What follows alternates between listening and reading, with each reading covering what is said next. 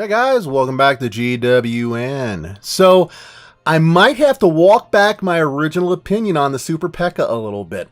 A couple days ago, I was saying, I just don't think it's there. I think it needs some more work, maybe another buff. Then I've been playing with it all weekend, and I might just have a slightly different opinion. I've been playing around up in the 45-4600 range, typically with the 4 and 2 combo, 4 Super PEKKA, and 2 camps of cannon carts. And my results have been good. Been real good. We'll start off here with this first one. I like these Sidewinder bases for the Super PEKKA because I can break through the one corner, and as long as there aren't any buildings or structures, if you will, like the camps and that, right along the edge of the first apron, I'll break right in and create 2 vectors for my attack.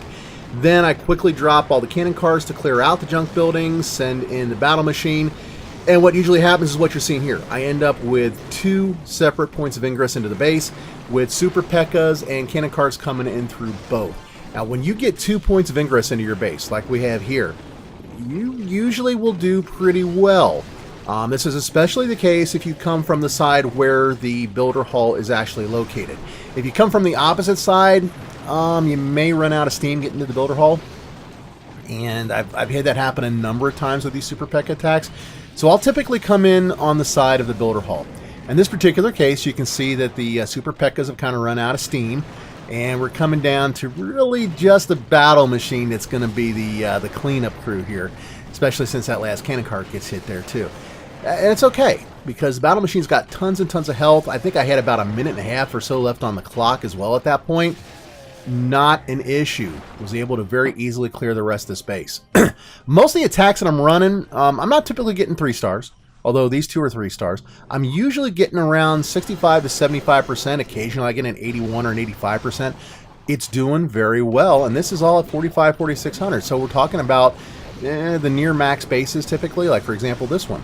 You can see he's got a lot of level 8 structures. Now this base is interesting. It's a brackets base. It's commonly referred to as the R2-D2 base, because if you look at it kind of at an angle there, you can see the 2 sides from R2's, from the robot, like his legs if you will. This really works well against the R2-D2 base. You come from the top up there and you just work your way down.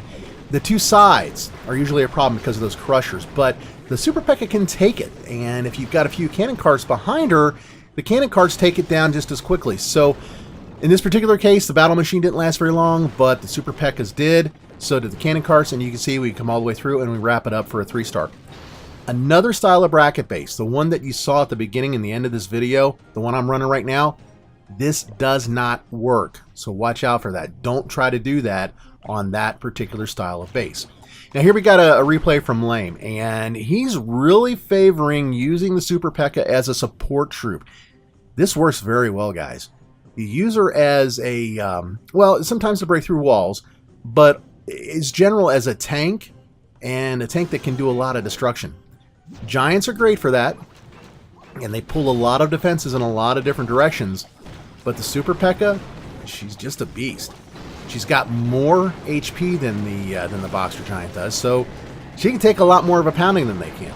And at the same time that she's taking a pounding, she's dishing out a pounding. And that's exactly what we see here, is she works her way around and into the base. The bombers break out the top couple of aprons, which give us that second point of ingress. I keep emphasizing this. You want those 2 points of ingress into a base. It really, really works well. And as the troops come down, we lose the Super PEKKA. She gets taken down, takes out a couple of buildings. And this is where that speed improvement goes on the death damage. It's finally able to actually do some damage. In the past, she would explode, but by the time she exploded, there was nothing around her because the troops that were around her ended up taking out whatever it was that she was standing next to before she exploded. Now that she's exploding a little bit quicker, she's actually doing some damage. So that's pretty cool. I don't know if, having that death damage nerfed at the beginning of Town Hall 12 is really a factor here or not.